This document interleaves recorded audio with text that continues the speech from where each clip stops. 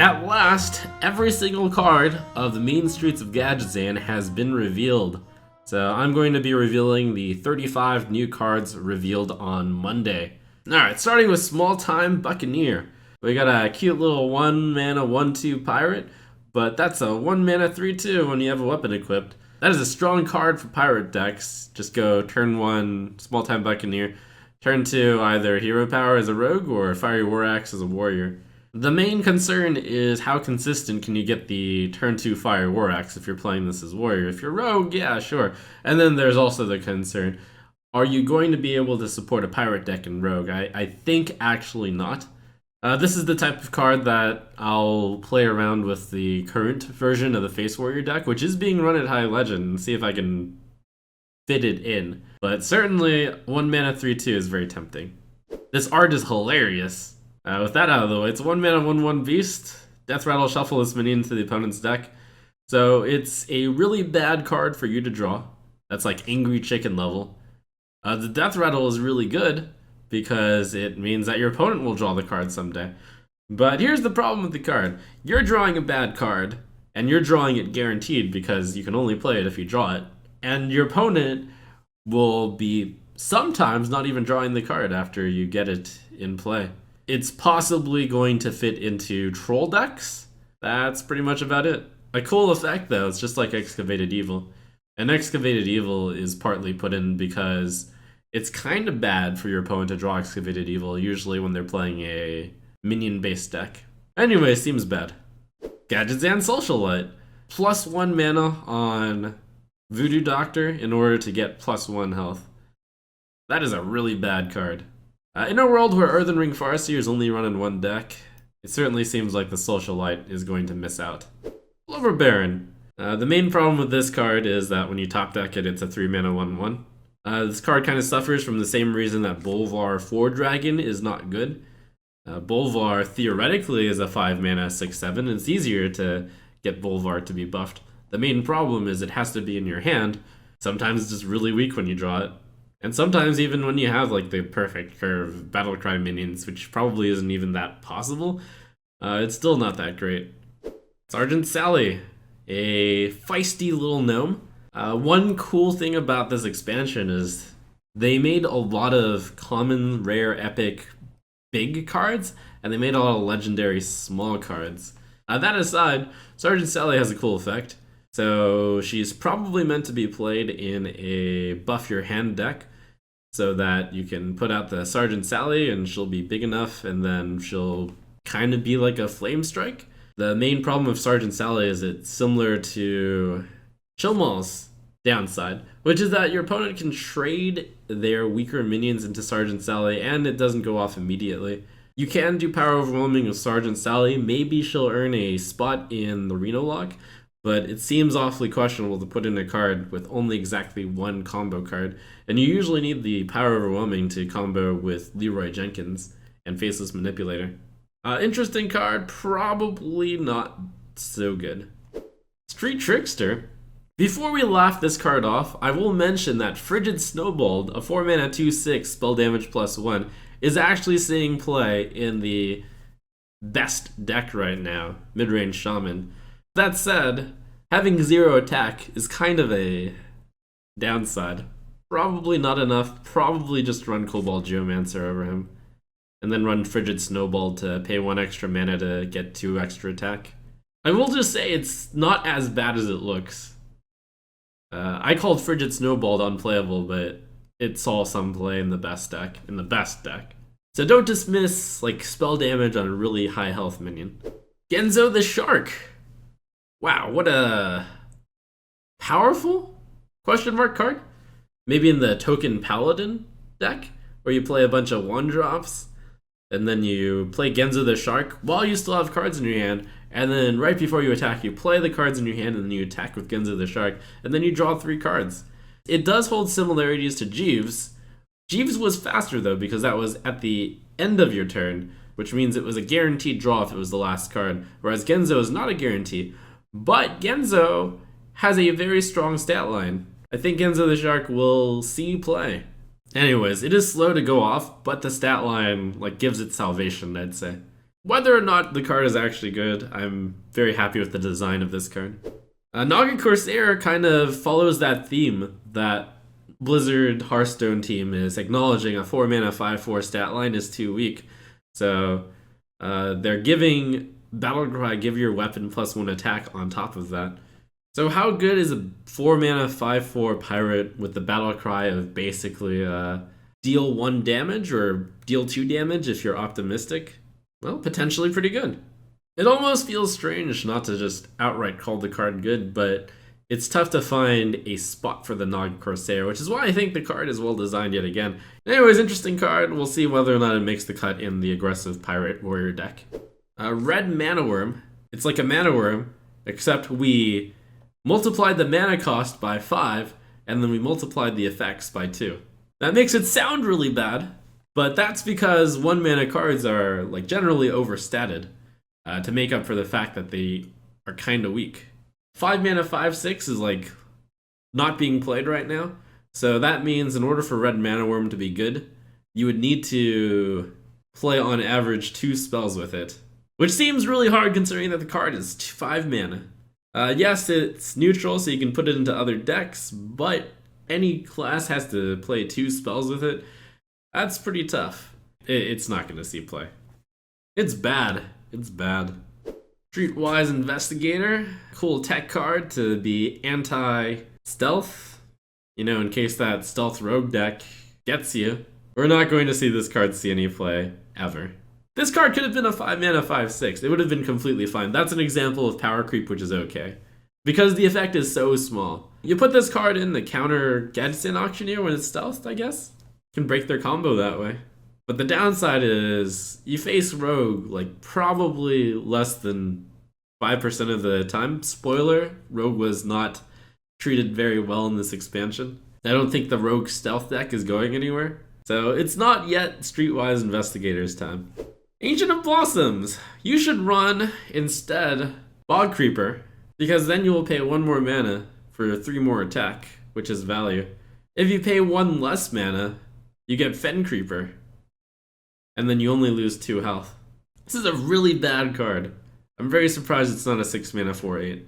Generally for 6 mana, you're looking for something along the lines of 14 stats, because the Boulder Fist Ogre is a 6/7, which is 13 stats. You want better than that, so 14. This is an 11 stat minion.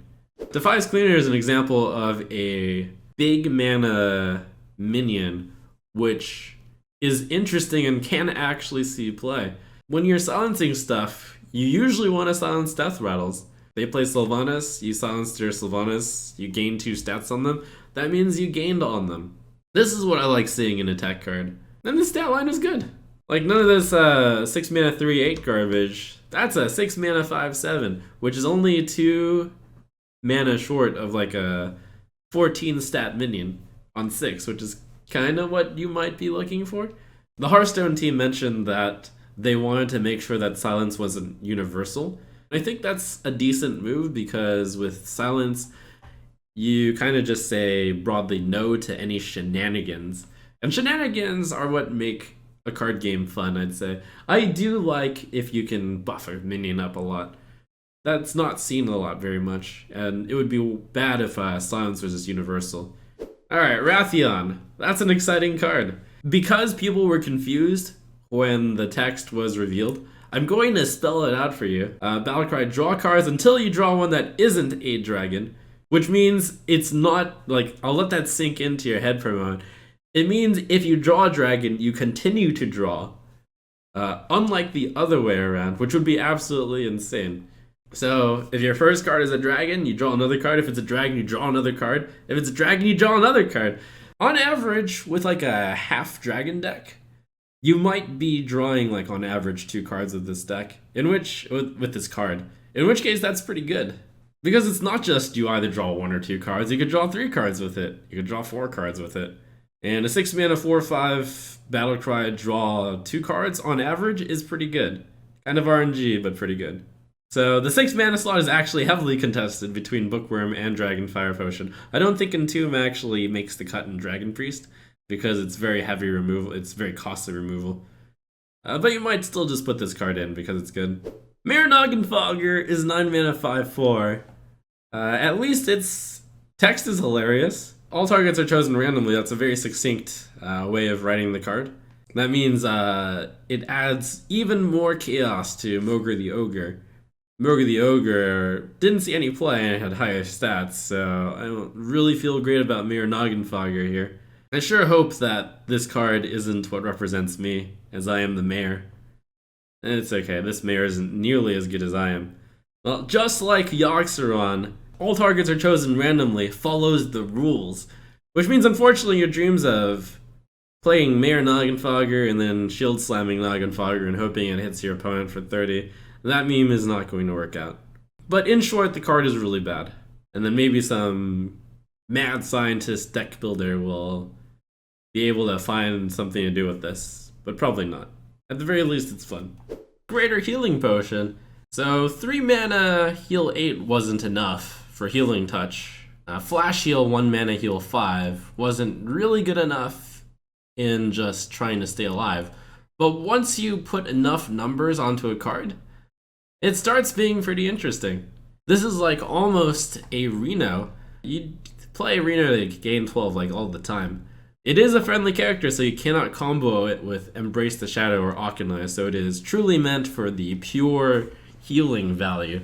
Maybe this means you don't need to run Reno for the Stabilize. Maybe it just means you run a good, controlled priest deck, and you don't put in Reno. Will such a deck exist? Maybe you use this card to help stabilize in the Freeze Priest deck if you can stall out and then combo your opponent down with some kind of Priest Wombo combo. Maybe Greater Healing Potion is run in that deck. Kabal Songstealer. This is Blizzard's nod of, okay, we hear that Priest is kind of weak. We're going to give them Universal Silence. Which makes sense. Silence is kind of a Priest mechanic because they have the card Silence. Is there enough to play the Ancient Watcher Eerie Statue deck now? Or will this card just be a generally strong card with no real synergy but just like a base grunt card? It's worth mentioning that there was another universally good priest card printed, Darkshire Alchemist, which is a 5 mana 4/5 battlecry, restore 5 health. That card was just like generally good as well, but it didn't really see much play. It saw the occasional play in control decks. Kabal Songstealer is similar, so I'm not ready to say that this will be seeing play at all, but it does have one stat line on top of the healer. And Sons of Minion, arguably stronger than Restore 5 health. Arguably not stronger. Maybe in the right metagame. Smuggler's Crate. Well, here's the interesting difference between a 1 mana 2/2 and giving a beast +2/+2. In this meta, you face down a 3/4 all the time on 2. This is the Totem Golem. If you just play a 2/2, the Totem Golem eats it for free. And then you still have to deal with the 3/2. It's kind of tough. But if you Smuggler's Crate on a 3/2, then you play your turn 2, and you get a 5/4, and that's really good against a 3/4. Now, you can't actually control which beast in your hand gets buffed, but that would be a good curve. Also really good if this card hits Dispatch Kodo, then you're dealing an extra 2 damage. Really good if you crate the Rat Pack. So, I think this card is going to see play in the buff your hand Hunter deck. Like, even if you buff a vanilla 3/2 Bloodfed Raptor. Turn 2, 5/4, that's a good stat line. Alleycat. Besides being adorable, seems good. Could be a good start with the curve. Fiery Bat was played. I think Alleycat is slightly better than Fiery Bat. Hidden Cache is very similar to Smuggler's Crate. So you might wonder, why is it not only costing 1 more, but also a secret which your opponent doesn't necessarily have to trigger? And I guess Folk Huntress exists, so you can cheat out the Hidden Cache. I suppose even if you don't play it for free, it's not that bad to pay 2 mana to get a +2/+2. And it's a random minion, which means it can hit not beast. If you think of this as like a 0 mana +2/+2, it becomes a lot more good. Playing a minion from the opponent like happens all the time, so Hidden Cache is gonna trigger. I think this card is a lot better than it looks, and might see play in that secret Hunter deck. Alright, at long last we get to see what rogue cards that Blizzard Hearthstone's team has decided was necessary in order to buff the class. They were seeming weak, And they needed some good stuff. Oh gods, what is this? It's a Shadow Rager. Now, in Rogue's defense, this card isn't actually that bad. In Arena, it's not that easy to deal 1 damage to a stealth minion. So, in theory, it sticks around and it like kills that 4-drop. Or you can buff it for +2/+2, and then it attacks for 7. That's kind of scary. In the meta right now, it's pretty bad because there's Ravaging Ghouls and there's Maelstrom Portals. But in a world without those cards, Shadow Rager is actually not that bad. Like, this is a really good stealth. This is a really good stat line for a stealth minion. It's worth mentioning that Jungle Panther, which is a 3-mana 4/2 stealth, doesn't see any play whatsoever. Perhaps Shadow Rager could have been a 5/2. But this is better for the memes. Rogue may not have that many good weapons right now, but Luckydo Buccaneer seems like a strong card, where you get a 6-mana 9/9 if your weapon has 3 attack. That's actually surprisingly difficult to achieve these days. I do have to say though, part of me doesn't like the design because the payoff is just stats. That's kind of a complaint that's going on. Probably because there's so much theming of stats. Like the Jade Golem is stats, bigger stats. The Grimy Goons are you buff cards, so you add more stats to your cards. And the Kabal has some interesting effects. But yeah, the payoff is stats. That's a 6-mana 9/9 is a really good card. Maybe it makes some kind of deck happen for Rogue. Maybe it's just not its time. Because maybe in an upcoming expansion, Rogue gets a weapon buff card, or a good weapon. And then you play the Luckydo Buccaneer, it's a 6-mana 9/9. Currently, I'm not sure that Rogue has the baseline to support this card in a deck. But this card does encourage Rogue to go in a different direction. Public Defender, I'm going to start off by saying this card looks awful, but consider this. Bolf Ramshield costs 5 mana and is a 0/9. So you're paying 2 mana and you're only getting 2 fewer stats. Wow, Bolf is apparently 6 mana. It's not even a 5 mana card. Okay, anyways, Bolf is really bad. But consider this. If you buff your Public Defender with Stolen Goods, then that is 4 mana for a 3/10. And that is actually worth considering. If you buff Public Defender, that's really good because you're turning a no-threat minion into an actual threat. On 2 mana, you're expected to have 5 to 6 value worth of stats, like a 3/2, maybe a 3/3. That's why Totem Golem is so good at 2 mana 3/4, even though it's technically a 3 mana 3/4. Public Defender doesn't even have the overload, and it has taunt, and it's a 7-stat minion. You just have to put your Stolen Goods on, or you just have to buff it. I actually think that this card can get buffed as well, and it would be pretty good. This isn't as bad as it looks, is what I want to say. Will it actually see play? I don't know. It probably won't. But I just wanted to say it's not as bad as it looks. Hobart Grapplehammer. Another series of a low-cost legendary, which actually is pretty strong. Kind of like the Mistcaller treatment, where you're setting up all your future weapons to be stronger. I was thinking about what deck this fits into, and like Face Warrior made sense, right? With the Pirates, maybe? And you're buffing your Fiery War Axe, you're buffing your Arcanite Reaper. That's kind of about it, though. This card I'm actually going to give the it's not as good as it looks treatment. But I think it's definitely going to see experimentation with, and it'll see play. Interesting idea to pair it with Fool's Bane. Maybe in a Reno Warrior deck? Maybe there's enough cards in there to make that work now.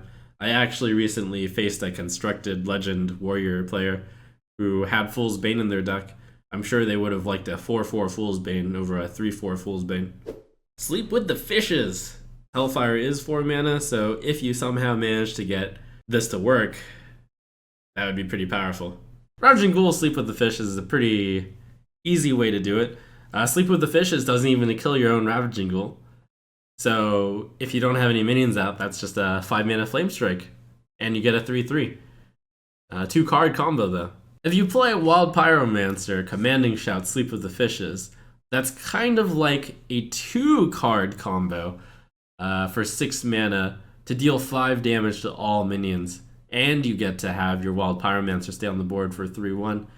I could say a 2-card combo because Commanding Shout draws a card, but you do have to have it in your hand. So yeah, Sleep with the Fishes, Whenever you get a steep discount on a card, it's worth trying to play around. Maybe this makes Wild Pyromancer Commanding Shout great. 3 mana 5/5! Unlicensed Apothecary, whenever you summon a minion, deal 5 damage to your hero. So Pit Lord didn't see very much play. Deal 5 damage to your hero. I think this card is actually really good though. You pay 1 fewer mana, you get 1 fewer health, and you don't take damage! Because you trade this into something. And maybe you do take damage, but even if you do take damage, it's still good. You take 5 damage, whatever, that's fine. I'm going to play this in my Reno deck. You will probably not play this in a zoo deck. Because 1, Imp Gang Boss and Councilman are already in there. But it's so stat efficient that you are very tempted to do so, I think. It is whenever you summon a minion, just like Dark Shower Councilman. Which means if your Imp Game Boss gets traded into something, or they trade into you, and Possessed Villager or Death Rattles, you take 5 damage. That's kind of a lot.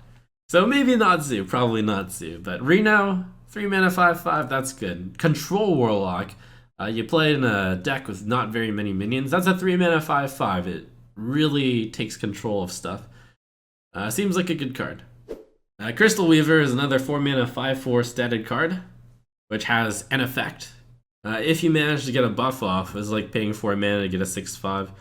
Defender of Argus is being played, which is a 4 mana 2/3 kind of buff too. So maximum value off of Defender of Argus is a 4/5. So maybe Crystalweaver does see play. Easy enough to get an Imp Gang Boss played on turn 3, and then on turn 4 you bump your Imp Gang Boss into something that doesn't kill it, and then you play Crystalweaver, which gives your demons +2/+2. Well, it gives your board a total of +2. Because you're buffing Imp Gang Boss and your demon. And it's 4 mana 7/6. Almost as good as a 4 mana 7/7. On my first glance, I thought giving your demons +1/+1 wasn't that impactful, but there's enough demons out there that you might want to just slide this into a zoo. Maybe it replaces Defender of Argus. Maybe it replaces a flex slot. Maybe you put 1 copy of it in. Blastcrystal Potion, 4 mana, destroy a minion and 1 of your mana crystals. Losing a mana crystal is a really big deal. You can consider it like Overload 1 every single turn of the game. This goes to show that Warlocks aren't meant to have good blast spells. And that makes sense because their hero power is so powerful. They even run Siphon Soul, which isn't something that I actually thought they would do. The way to look at it is this is meant to be played in the really late game. You use it like on turn 9 or 10. So if you have a control deck that gets to there, then it's 4 mana, destroy a minion. And that's pretty good. And in a pinch, you can play it earlier than that. Will it see a 1-of in a Reno deck? It seems like it would be the only place where you would consider that. And I'm going to say, you might. I'm leaning more towards no at the moment, but it's not as bad as it looks. Kabal Trafficker.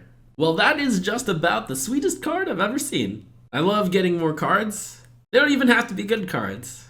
Random demon, quite a few demons are bad. We'll start by saying that, but quite a few aren't. But 6 mana 6/6. Draw a card. That I would play in Reno. I'll play this in Reno. There are a few good demons after all. I mean, in this expansion we have one. The Inferno one. And you don't only draw 1 card. If it stays on the board, you get to draw even more cards. Really good Control Warlock card. Really good 1-of in Reno. Almost tempted to run it in Zoo as the big late game. Since you just control the board, and then you play your Kabal Trafficker and hope it sticks. And of course, you can also get Krul the Unshackled, which is the Warlock legendary, which actually combos with the other one. If your deck has no duplicates, summon all demons from your hand. You can quite get out a lot of power. That said, I wouldn't put it in my Reno deck still. It's hard to imagine a Reno demon deck. I think it is worth comparing the card to N'Zoth. You get out a huge board. Unfortunately, unlike N'Zoth, you lose a lot of cards from your hand in order to do so. It goes a long way to show that even in a deck already with no duplicates, you wouldn't really consider running this card immediately. Which is good design on Blizzard's part, because Reno Lock was the deck that you already had no duplicates in. And do you really want to make that deck that much stronger? So I actually applaud Blizzard for making this card. Maybe you twist your Reno deck a little bit and you get your demons and a branch off of the Reno deck. You had like your Cthulhu-themed Reno deck, you had your Dragon-themed Reno deck, you had your N'Zoth-themed Reno deck. How about the Krul Reno deck? Maybe. Freezing Potion. I'll say this, when I first looked at it, the card looked absolutely terrible. Card is probably bad, but Flash Heal is 1 mana, restore 5 health. I think with Freezing Potion, you can pretty easily heal for 5 by freezing like a 5 attack minion. That happens all the time. A 0 mana card activates a lot of the Mage spells. Mage spell effect going off of cards like Flame Waker and Mana Wyrm. It does work with Ice Lance, but even in the very aggressive Mage deck, which has Ice Lance, I wouldn't run the card. Frostbolt's good enough. So, not as bad as it looks, is what I'm going to say. But probably not going to get played. And hey, Mage finally got a bad arena card in the common slot. Freezing Potion combos with Cryomancer, which is a potential 5 mana 7/7. Any enemy needs to be frozen, so you can play your Water Elemental on 4, and then punch and get your Cryomancer. It's a little bit too much work, I think, to buff this. It's like too much work for too little payoff. By the way, another bad Mage common card for Arena. And Greater Arcane Missiles. 7 mana, kinda deal 9. You would probably just run Firelands Portal or Flame Strike. So the way this card works with spell damage is that if you have spell damage, you increase the damage done, which means each spell damage is multiplied by 3. You don't shoot extra missiles. So with 1 spell damage, you would shoot 3 missiles at 4 damage each, which is probably going to be the way that you're going to try to use Greater Arcane Missiles. Anyways, ultimately, this card costs so much mana that it's going to be pretty difficult to use with spell damage. Celestial Dreamer. If you have a friendly minion of 5 or more attack, gain +2/+2. So this is a Druid card, which means you can't get the Grimy Goons buffs onto it. As stands, I think that it is very difficult to justify this card. It's kind of like a win more card, because if you have a 5 or more attack minion, and then on your turn, you're usually probably winning, so you play the Celestial Dreamer, and then it's a 3 mana 5/5. It's tough to do. It's too inconsistent to use, in short. The good news is it's you don't have to pull it off that consistently. It's a 3 mana 3/3. Not that bad to play a 3 mana 3/3. Not that bad. It's not a disaster. I don't think that it'll see play though. Finder's Keepers is the Shaman flavor of discovering a card. A Light in the Darkness didn't see any play because it was too expensive at 2 mana. Raven Idol sees a lot of play.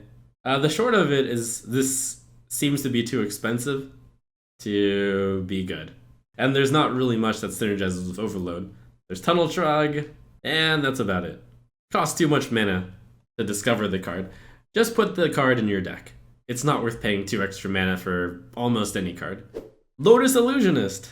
4 mana 3/5, which can transform into a 6-cost minion when it attacks. I think this card is deceptively powerful. You're paying 4 mana for a 6 mana card. The Illusionist has 5 health on 4 mana, which is enough to make sure it stays around. And it just comes into a 6-cost minion. That could be a huge swing. There are some really bad effects, but on average, your card is going to upgrade itself. And then it's pretty good with Evolve, too. I almost want to play it into the current mid-range Shaman deck. It might be better than Barnes. Like, just a good, solid standalone card. The downside of Lotus Illusionist is that you have to attack the face afterwards and then transform, which is kind of the same as having a minion like be delayed. So your minion is basically inactive for 2 turns.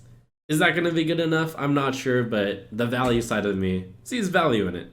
You're like paying 4 mana for a 6 mana card next turn. Seems good enough to me, but definitely one of those cards that could possibly not be good enough.